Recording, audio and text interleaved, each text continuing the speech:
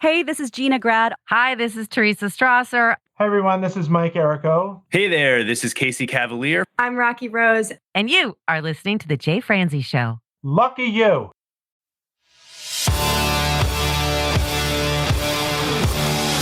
Welcome to The Jay Franze Show. A behind-the-curtain look at the entertainment industry with insights you can't pay for and stories you've never heard. Now, here's your host, Jay Franze.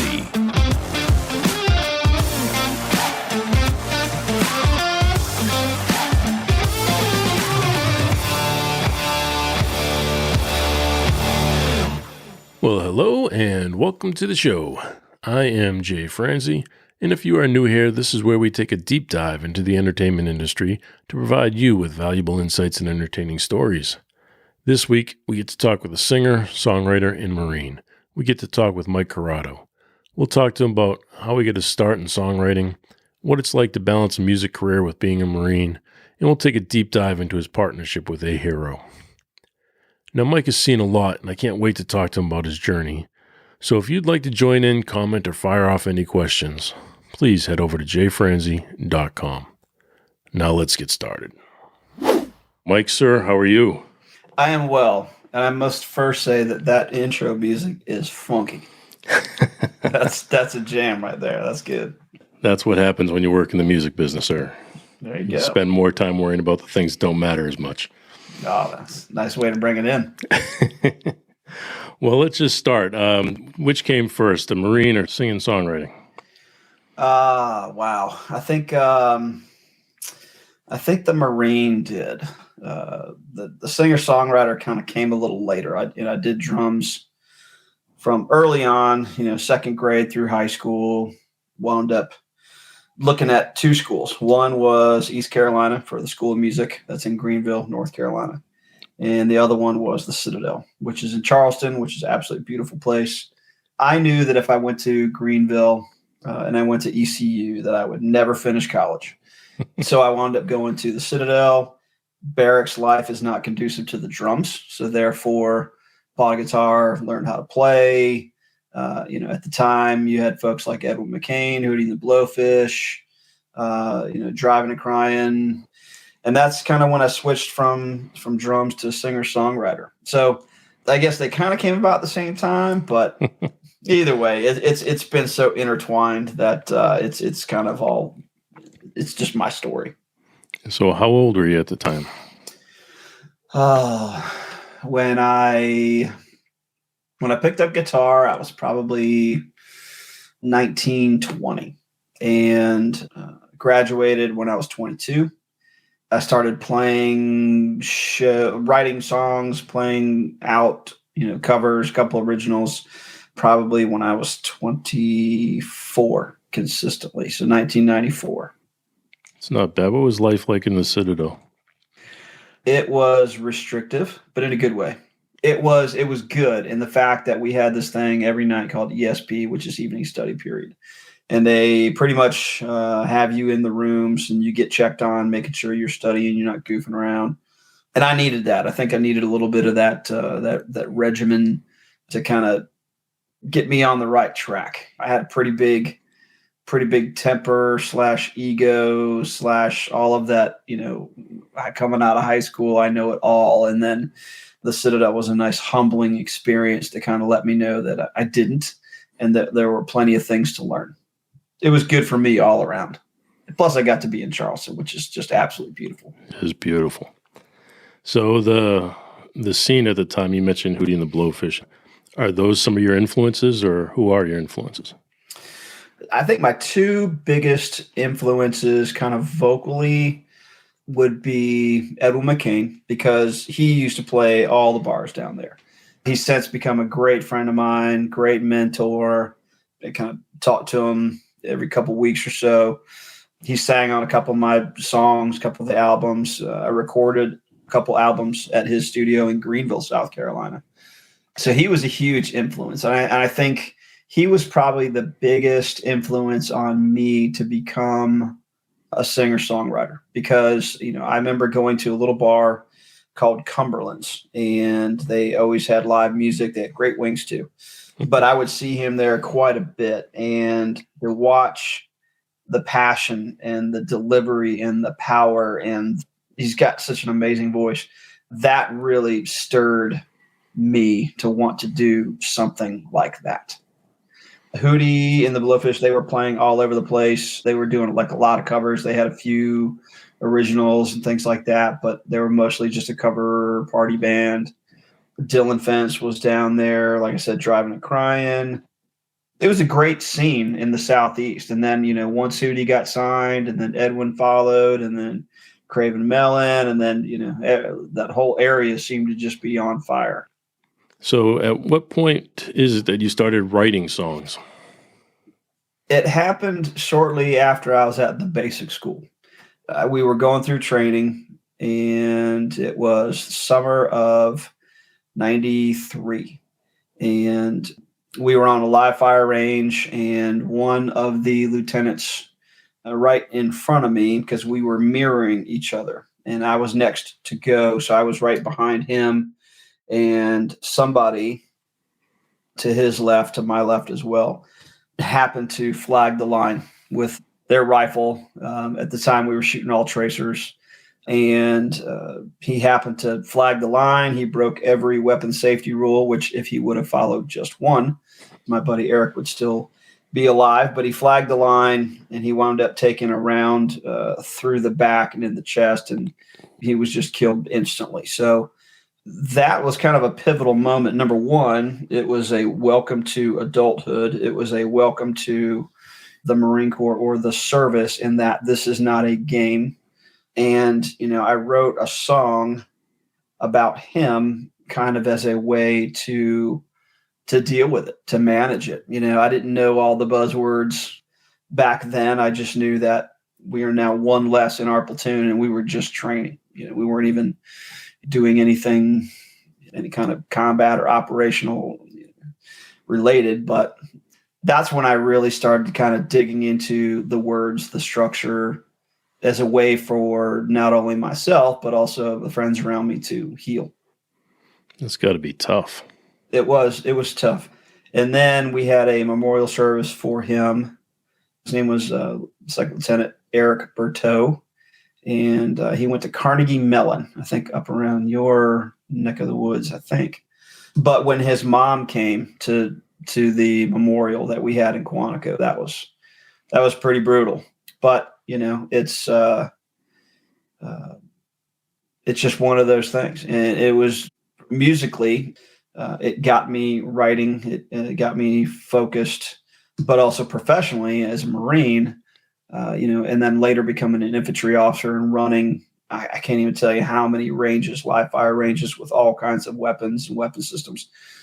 I think about that moment all the time. I use it as a learning tool when I give safety briefs, and when we run the ranges, and just let them know, hey, these weapon safety rules are there for a reason. If you follow just one, there's 4, and then you can add another one, which is know your target and what lies beyond. And if you call that 5, if you follow just one of them, any one of them, you're not going to have an issue. But in this case, somebody broke all of them, and it ended in tragedy. I'm a firearms instructor myself, and I've never had anything like that happen, thank God, but I don't know how I would handle it. Yeah. I don't even want to imagine it. So your songwriting process, can you kind of describe how you go about writing songs?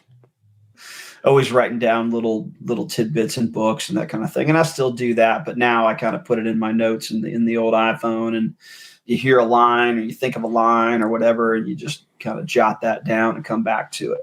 So one of the things for me, and I think it's kind of being deep rooted in being a drummer and rhythm, is if I hear a groove, or if I hear a beat, or I have a tempo, or I feel that I want to kind of write something in, I can either create the beat, play the beat, whatever, and then play along to it. So for the most part, I think it comes with playing some chords and then once that rhythm kind of gets established, then from there you start fitting in the words, and you go back to your books and your phones and that kind of thing. You start plugging in words and kind of going from there.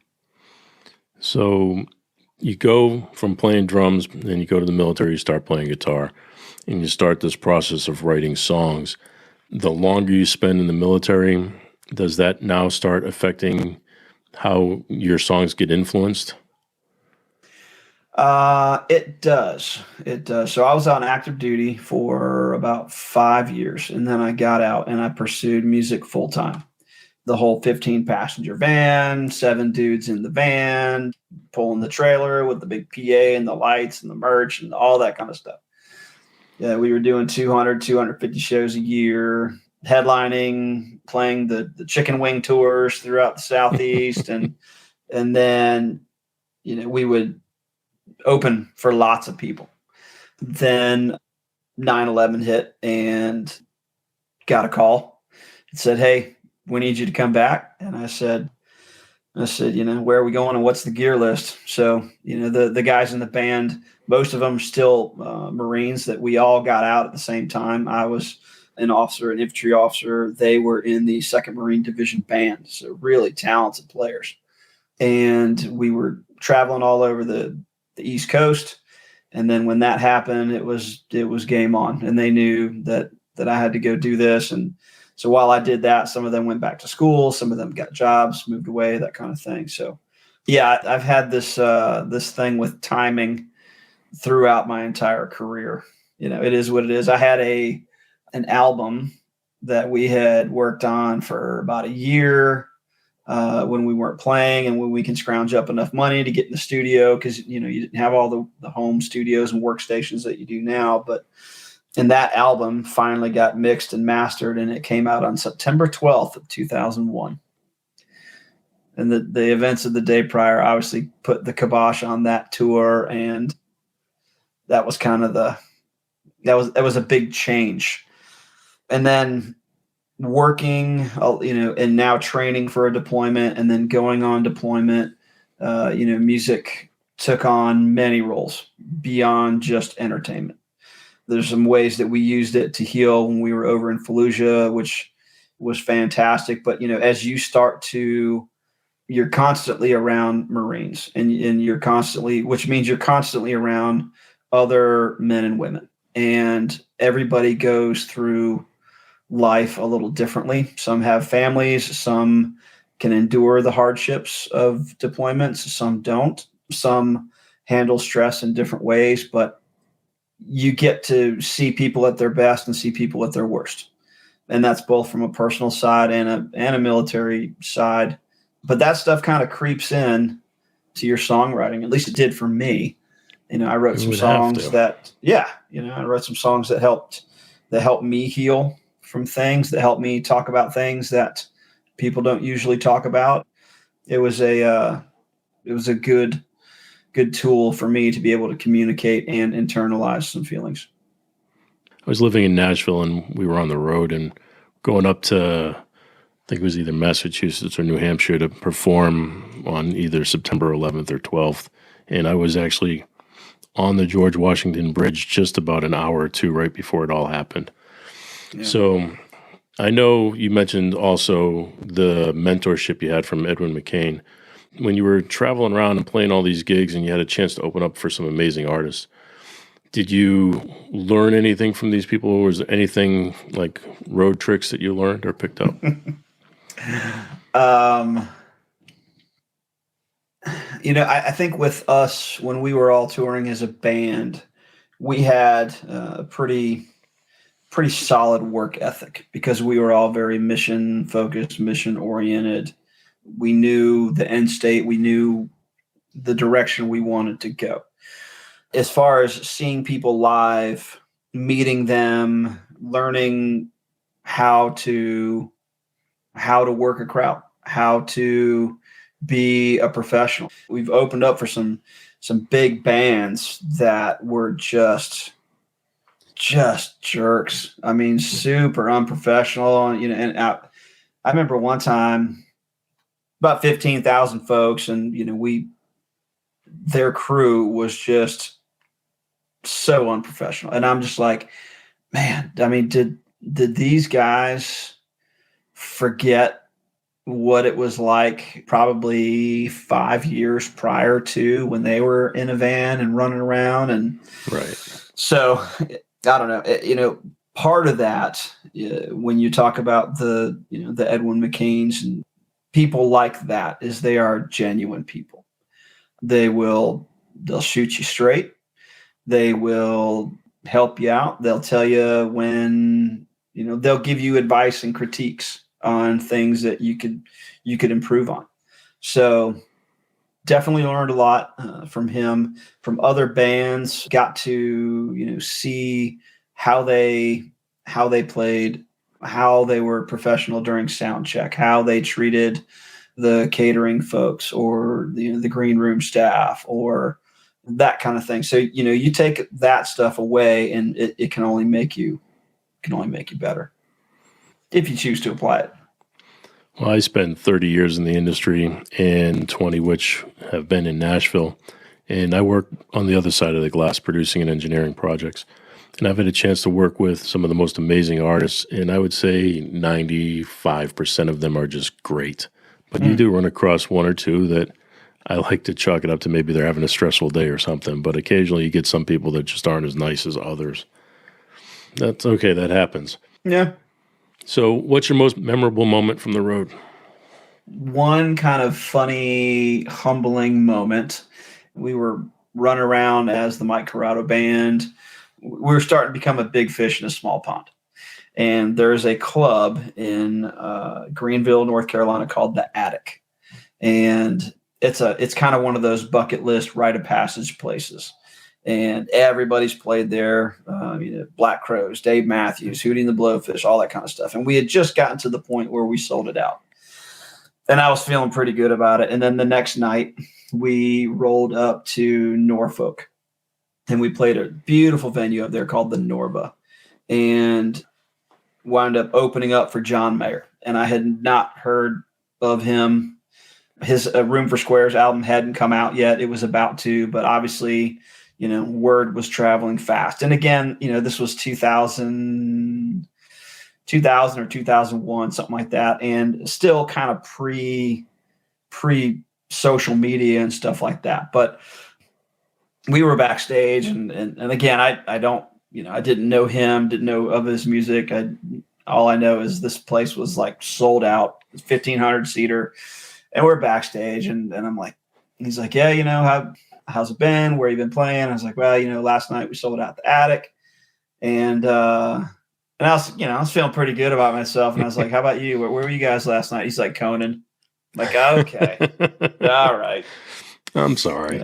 And I tell younger musicians or bands, and I was just like, you're going to have, high highs. And then, you're going to have those opening for, a John Mayer to a sold out show. And then the next night you're going to be playing at the local wing restaurant again for $400 and some sandwiches, So it's, being a musician and being on the road, it's tough for the ego. That's for sure. So once you kind of get that in check and realize that it ebbs and flows, then it's fine.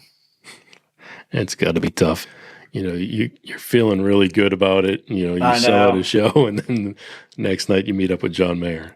Yeah, and the capacity is like 600, but it's still not many. I won't say not many, but not everybody did it. And we had just and we had some local radio play, and we were starting to, we had a lot of requests and stuff going, and we were starting to talk to the labels and that kind of thing. And they were actually calling us, and then it was.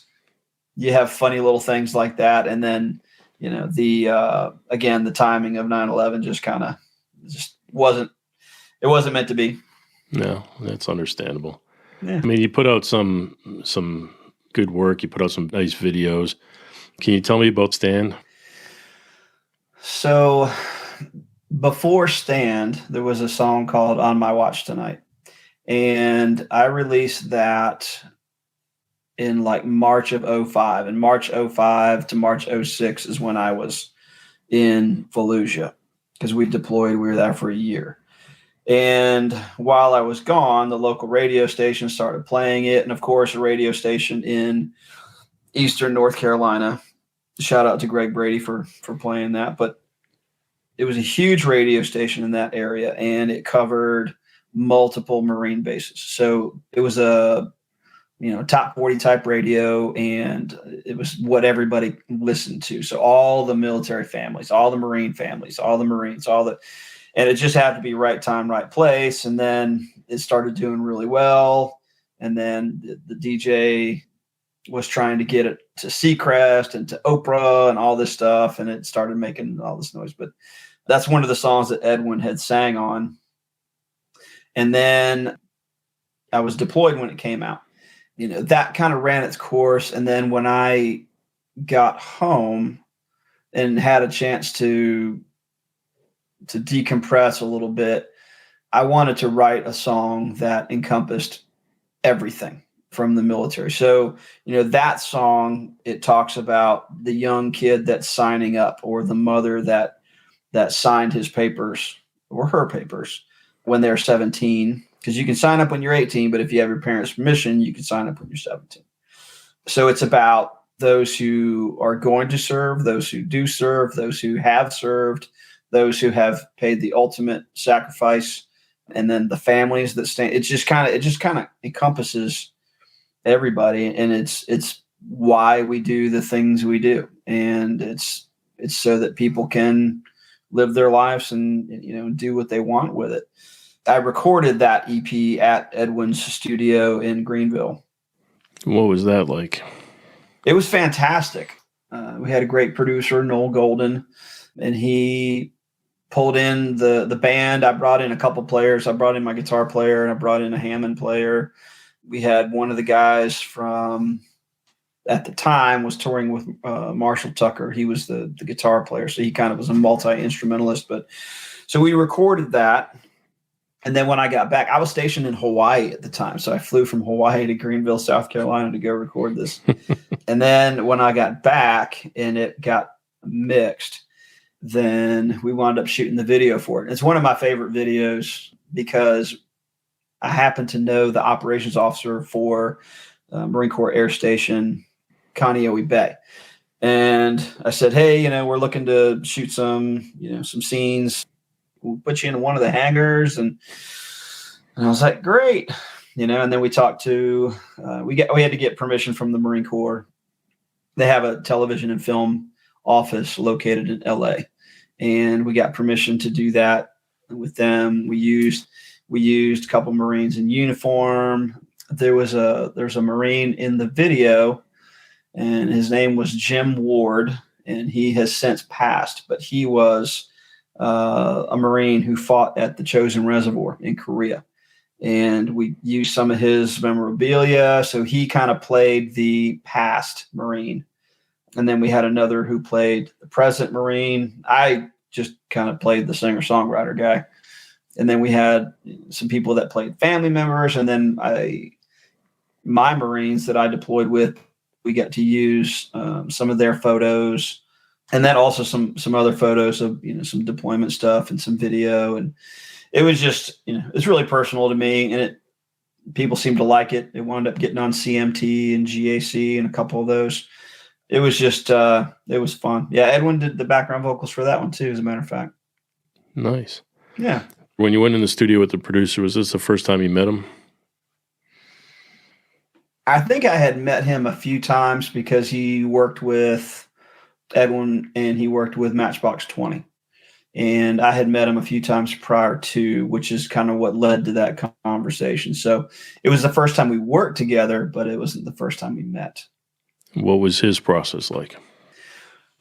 Super laid back. I mean, just really puts you at ease, low stress, just was like, all right, let's try this. Let's try this. Hey, what do you think about this? And then, that's when, I really got to learn the process, was just kind of by watching him. And so he did that EP, and then he did a song back in the same studio called Still in the Fight. We did that a year later. That one has one of the Marines that I served with. He was in an Amtrak, which is an armored personnel carrier, amphibious armored personnel carrier.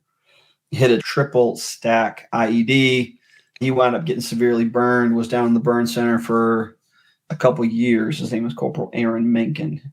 He's a combat camera photographer. He's the one that took a picture of me in front of the Camp Fallujah sign with the guitar. That picture's been in Rolling Stone. It's been a couple other pictures, but it was important for me to have him in that, especially when it was a song about wounded warriors. And then we also had Master Sergeant William Spanky Gibson. He was one of the first Marines to actually redeploy to a combat zone with a prosthetic leg.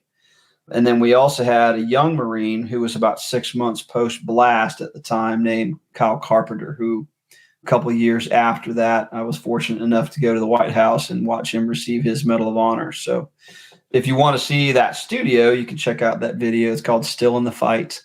And that was super special to me.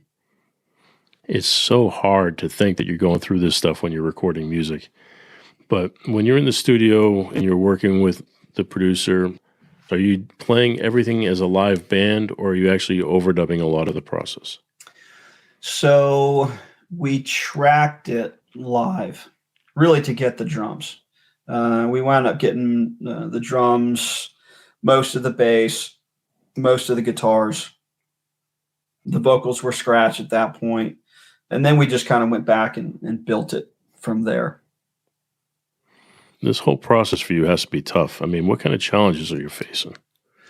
Well, for that one, it was jet lag because I flew in from Hawaii to do that again. Well, speaking of that, I mean, the balance between being an artist and being in the military, that's got to be a challenge within itself. It was, and I'm retired now for all those. I know you said Marine, but I know there's going to be people watching that go, he didn't shave. What's going on? It's like, I'm about 3 weeks into my freedom beard. So we'll see if it works or not. But, juggling the Marine Corps and family and music life it's not easy, but you figure out how to do it. It really helped with, I started doing some higher profile shows, and the Marine Corps they knew who I was and what I did, which was nice. And that's one of the, the great factors of being in a relatively small organization is people get to know you. So like when I was in Hawaii, I wound up being able to open up for Bon Jovi on the kickoff to their The Circle World Tour. They did 2 nights in Blaisdell Arena down there. And then before I left Hawaii, I opened up for the Black Eyed Peas over at Kaneohe Marine Corps Base, which was about 15,000 folks out there. It was a lot of fun. That seems like a different genre to open up for. Yeah, it was. And when they announced it, I was like, okay. Yeah, I mean, and one of the funny stories about the Black Eyed Peas show is that, and I've got some video footage of it. You can see it. You see the crowd and everybody's just amped up. All of Oahu and Honolulu is just a buzz because you have a big band like that coming in. So it's huge show for the island. And, luckily the base knew who I was and, what I did. And they put me on the bill, which was cool. But I remember we played the show and we were, just soaking wet just from sweat, and it was hot. We struck our stuff and we got it all out of the way just as fast as we could. And we run to the back of the meet and greet line for, just to go take a picture with the Peas and, just to say we did. And we, that we opened for them and that kind of stuff. And we get there and this big house sized man was just like, lines closed.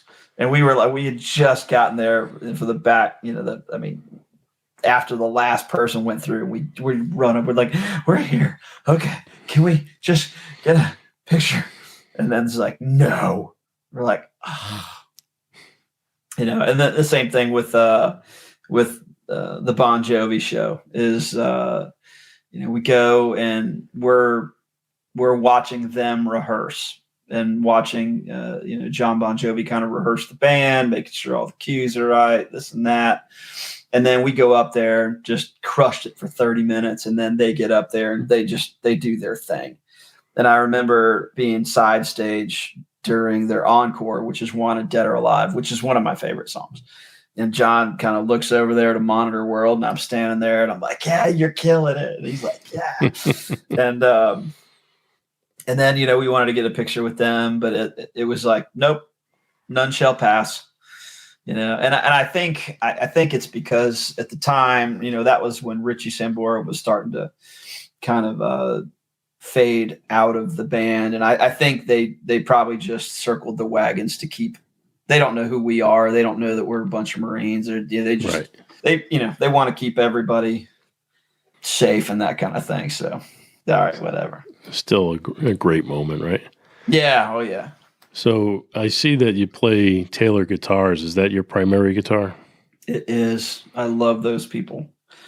I got back from Iraq. I flew out to Burbank and we went to center staging and we did this thing for rehearsals.com. And it was this website and this program where they put you in this giant sound stage. They provide all the backline and it was all these robotic cameras were in there. It was just the band and the monitor man. And we went in there and we're just playing. And the whole premise of the show was to show what it looks like when bands rehearse. So they had like Earth, Wind and Fire. They had Tom Petty. They had a bunch of huge bands, but we got invited as like an emerging artist kind of thing. So while I was there, I know that the Taylor had put out the T5 and I just thought it, was a cool looking guitar. And I asked if they had one and they did. I played that. One of the singers was like, oh, I'm sponsored by Taylor and I'll put you in touch with the folks. And then they did. I got my first Taylor in 2006. That's the T5 right there. That's the one that they built that for me. And, a couple years down the road, I just kind of kept them informed on things I was doing and, the projects where we were working with Wounded Warriors and doing that kind of, things with military functions and stuff. And they built me a couple guitars. They gifted me a couple guitars. They put me in their national ad campaign called Step Forward, Music is Waiting. That's cool. What was that like? It was cool. I did an interview and it's kind of cool seeing, as you're flipping through Rolling Stone or American Songwriter or Guitar Player magazine and seeing your picture and your story in there. That's kind of neat. But that was a lot of the, for all the work I was doing with veterans and Wounded Warriors and PTSD and, raising awareness and stuff like that. Fast forward a couple of years, I was the executive officer for the Marine Corps' Wounded Warrior Regiment, and we took care of the Marines and sailors serving with Marine units, all the guys and girls that got injured. And during this time, it was kind of the height of the kinetic injuries and the amputations and the IED blast injuries coming out of Afghanistan. We have a Wounded Warrior Battalion, the Marine Corps does, out in Camp Pendleton, which is not far from El Cajon, California. El Cajon is where the Taylor factory is. So I called up Jim Curlin out there and I just said, hey, I would like to bring some Wounded Warriors by and let them see the factory. And it's a different side of music. It's, watching people make guitars and craft and work with their hands. And it's impressive. It's incredible. And they said, absolutely. They gave us a private tour and they modified the tour because we did have some Marines that were in wheelchairs and they weren't able to go on like the second floor. And so they just did a fantastic job, really took care of everybody. And I just can't say enough about them, Bob Taylor and the whole crew. Just a great company. They're smart about the way they do things. They really take care of people. They're all about sustainability. I mean, they really just knock it out of the park in absolutely everything they do. And we're just so happy with our Grunt Tunes and A Hero Records program to be able to work with them on that as well. I work in the studios a lot. People, they either come in with Taylor or Martin. And I always prefer when Taylor comes in because it just has a shimmer and a shine to it that seems to cut through and just kind of sparkle and dance over the rest of the music. It's to me, it's a really nice guitar. I love it. Oh, You mentioned grunt, so why don't you just go ahead and tell us what's coming up next for you? So, as an infantry officer, or an infantry Marine, same thing for soldiers, but the infantry folks are referred to as grunts. So, a couple of years ago, I started my own Grunt Tunes company. So, all my music stuff works through that. I originally started a recording studio and a little label imprint, and I had put my own stuff out on that, but I also was producing other military artists or military related, something with a military tie. So I had a couple of veterans I worked with. I had a active duty Marine, JP Guns, that I worked with. Ryan Rubik, who at the time was a spouse of a Marine. So if it had a tie like that to it, I tried to help out as much as possible. So we started this little label with Grunt Tunes, and we started putting, some of their stuff out. Fast forward several years, and I was contacted by this organization called A Hero, which is American Heroes Enjoying Recreation Outdoors. It's a 501(c)(3), it's a nonprofit. They do a lot of things for veterans and first responders, all kind of different programs to help them manage stress, depression, PTSD, any kind of program that will keep somebody from wanting to kill themselves or go down a destructive path. One of those programs turned into Music for a Hero. So we would go to a couple of different functions. We would perform. We did kind of like the songwriter round, and people would tell their stories. They'd play their songs. I would play my military kind of theme songs. But also during the day, we would sit down with a veteran and we would learn about their story, and we would write a song, much like the way there's an Operation Song headed up by Bob Reagan in Nashville. Great program. We kind of took a page from their book. Then we sat down and we wrote songs about the stories of some of these veterans. One of those veterans, his name is Mike Miller, and we just released his song. And it was myself and then Jeff Sylvie, who at the time was writing for George Strait's publishing company, and two other writers, Rusty Tabor and Kevin Adair. And we wrote the song about Mike Miller, who's got several combat deployments. He's got a couple Purple Hearts. He was in for about 5 years, and then he got out, and then he was working construction. One day he was on a scaffolding about 20 feet up in the air, fell off the scaffolding somehow, landed on the ground, broke his back. Well, when they did the x-rays and the CT scans and all that kind of stuff, they said, "Hey, what's with this mass in your head?" Come to find out, he had a brain tumor, which was cancerous. And then they said, "You have stage 4 brain cancer." So we had gone to an event, an A Hero event down in Pensacola, and the Miller family, Mike and his wife Summer, and then their 3 kids came down, and we just talked to him. It was tough knowing that he's not going to be here long.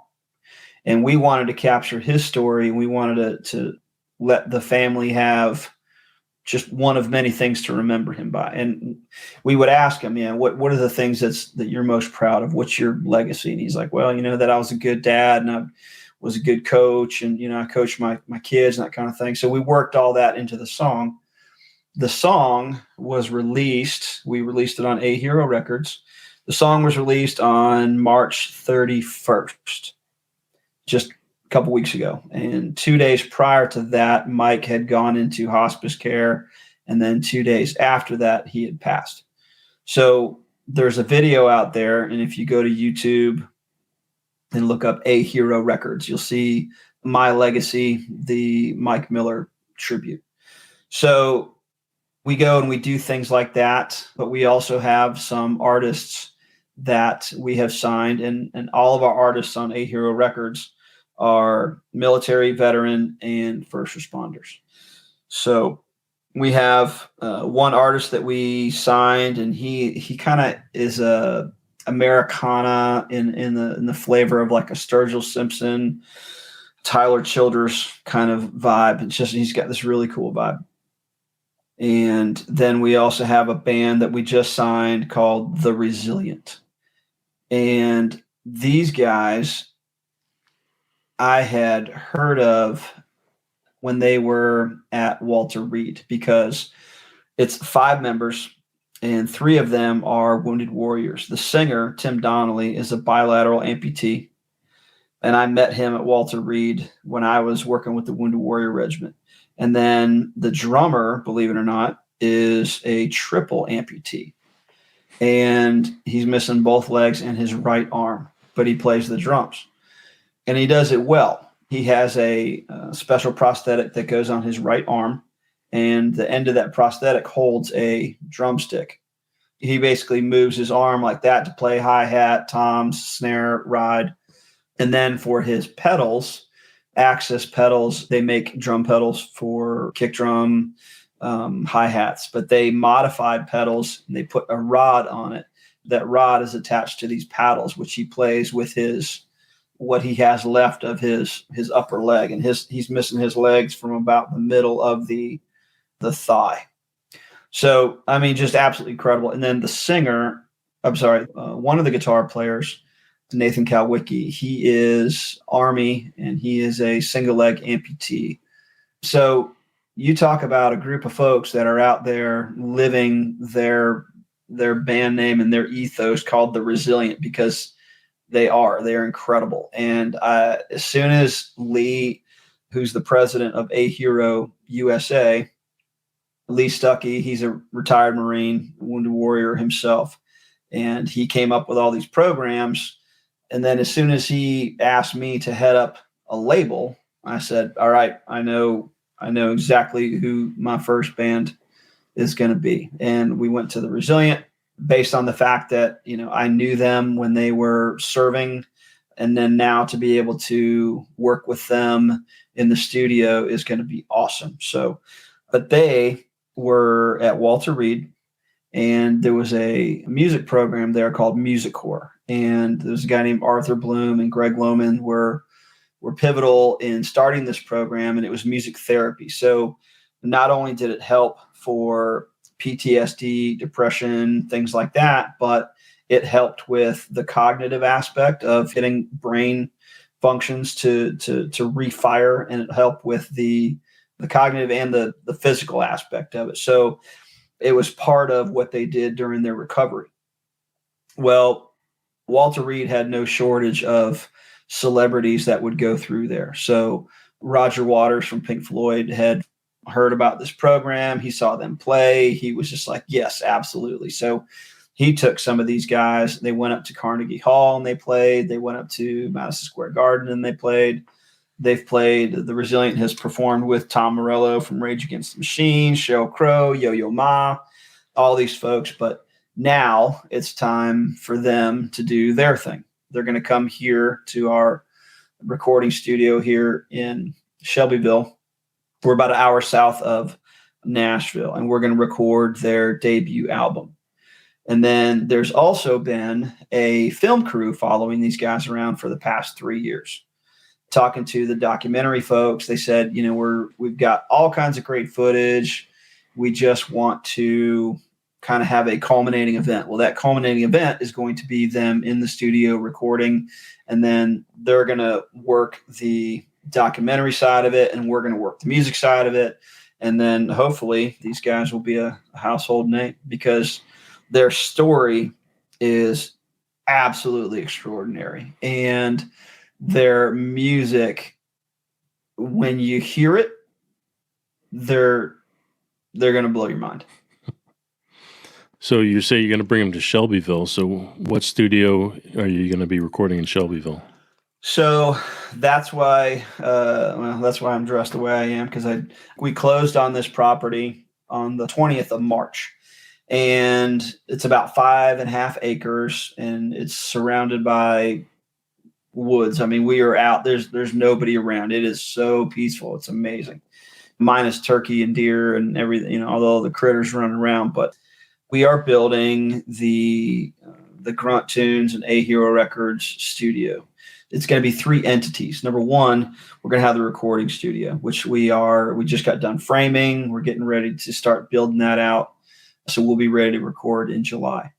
Then we also have the writers retreat, which will house up to 8 warriors, or in the case of the Resilient, we'll bring them in. Plus they have a couple caregivers that travel with them full time. And then, we're in the process of making the bathroom ADA compliant. We are configuring the studio to be ADA compliant as well, to make sure that we can take care of all the warriors that come through here. So you're going to have the writers retreat where they can come and relax. It's basically like an Airbnb. It's going to have the kitchen, the writers area, a lounge. It's got 3 bedrooms, a bunk room, a 1.5 baths, place to do laundry, stuff like that. And then we have the studio, and then we have what's going to be a venue. And we'll be able to do shows for between 100 and 300 folks. And they'll be intimate shows, more on the acoustic side, storytelling side. But where the stage is and just the layout happens to be, as you're looking at where the stage is going to be, you're looking due west. So we're going to do some sunset concert series. And then behind the stage, we're in the process of building a really nice fire pit area so that we can have those kneecap to kneecap chats. A lot of healing happens with music, and it happens around a bonfire. So we plan to record the Resilient here and other folks, but it's also going to be open to people who want to come and use it, whether that's, music ministry teams or other bands or, so, but we're starting, the primary focus is to make sure that we're taking care of our A Hero artists. Just putting an album or a project together is expensive, and then building a property is expensive, and building a recording studio is expensive. I mean, you're dealing with all of these things that are not just expensive. I mean, they're super expensive. So how are you doing that? Do you have funding, or is this something you're doing all on your own? So for the most part, I'm doing it on my own. I've got the help of a couple really good folks. We are getting ready to go out and seek donations for the Resilient. I need to update the link on my site, but if you go to aherousa.org, that's the parent 501(c)(3). And if you click donate, it will say donate to the general account, which goes towards all kinds of activities, be it hunting, fishing, outdoors, that kind of thing. And then under that, it says, or donate to A Hero Records. That all goes into funding for us to work with our artists, be able to help with their transportation, be able to help with the recording costs, the mixing, the mastering, the publicity, all the stuff that goes with it. And then we'll also be working with, if people want to donate specifically for the Resilient, they go to the donate button, they hit A Hero Records, and then in the text, they just type in the Resilient. And then that money gets earmarked specifically for them. That is, again, for the recording process. If we go over our amount, we're going to use it for logistics and additional publicity and marketing for those guys, because they do have some special travel needs, different than a normal band that just climbs in a van and hits the road. Yeah, no, I can imagine that. Well, I will definitely help out in any way I can. If you need any mixing services or anything like that, please let me know, and I'll be happy to donate my time. Wonderful. Thank you. We do this thing where we honor the unsung hero. So what we do is we try to shine a little light on people who work behind the scenes, those that don't normally sit up front and get recognition. Do you have anybody that you'd like to recognize? Yeah, so my business partner, his name is John Lasseter. He's also producing and mixing some of these projects. He'll be moving down here next year, but he's got a place up in Maryland, literally about 5 miles south of the Paul Reed Smith factory. He's not a military guy, but he gets it. He gets the cause, and he's not one of the guys that you're going to see front and center all the time. Now, I hope you enjoyed this conversation as much as I did. Mike truly does have an amazing story. So please join me in giving a big thanks to Mike for joining us this week and sharing his story with us. And thank you for taking the time to hang with me here. I really do appreciate it. If you enjoyed this episode, please share it with a friend. You can do just that and find the links to everything mentioned in this episode over at jfranze.com/episode 10. Thanks again for listening, and I'll catch you next week. Thanks for listening to The Jay Franze Show. Make sure you visit us at jfranze.com. Follow, connect, and say hello.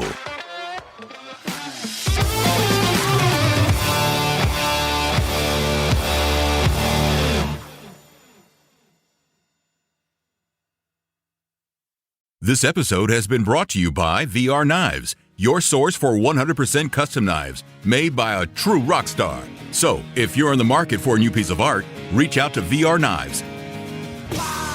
407-421-5528.